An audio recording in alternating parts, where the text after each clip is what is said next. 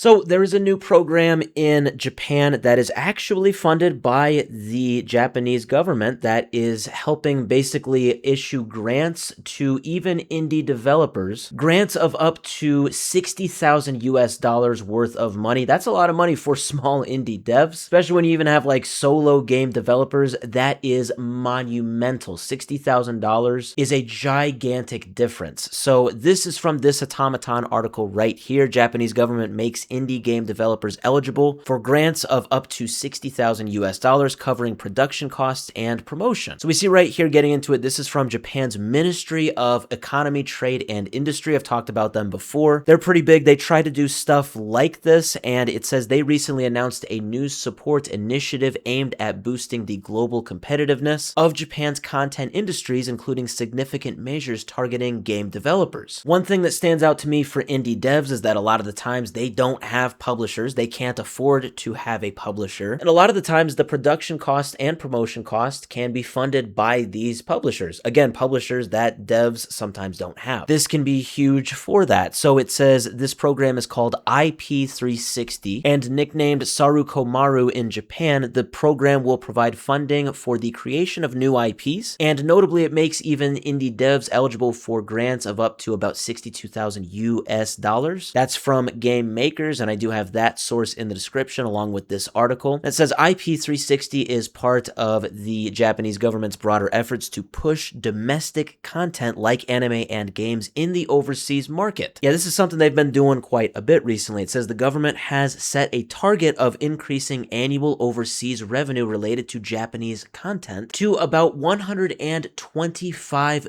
billion US dollars. That is per year. And in 2025, last year, this goal was elevated to an official national policy through a cabinet decision, and I've got that source as well linked in the description. Now that is very, very big. Basically, this is something that the Japanese government sees as not just a niche thing, but something that is valuable, something that is worth their time and money and resources to basically back with money, with a ton of money. Yeah, so not only do they want these Japanese game companies to really pop off and the Japanese anime companies as well, but they want them to pop off overseas. They don't just want them to stay in Japan. They want the consumers to be worldwide. They see a lot of value in that, and why wouldn't they? You know, a lot of consumers are overseas, and especially with obviously the internet, I mean, it's kind of a no-brainer. You want to have the most amount of customers you can. And yes, the center focus, it sounds like, of this IP360 program is that it is very indie developer friendly, like very, very much. You do not by any means have to be a AAA company to get this grant. So it says, against that background, the IP360 program is meant to support activities like creating new IPs and expanding them internationally. The initiative includes several funding options, but the new IP creation support program has been at the center of attention among Japanese game devs ever since it was announced, and unlike many government funding programs that do require a registered company, this startup program is open to individuals and unincorporated entities, making it a very attractive option for indies. Now that right there, individuals, that is huge. That means even if you are literally a solo game developer in Japan, you can apply for this grant, which is monumental if you are a small creator with just a gigantic ambition and, you know, it's all there, you just don't have the funding. The government is really wanting to support people like that. I think that is great. I think this is huge, and I hope this is something that can even expand beyond Japan. Maybe other countries, other governments can do this as well.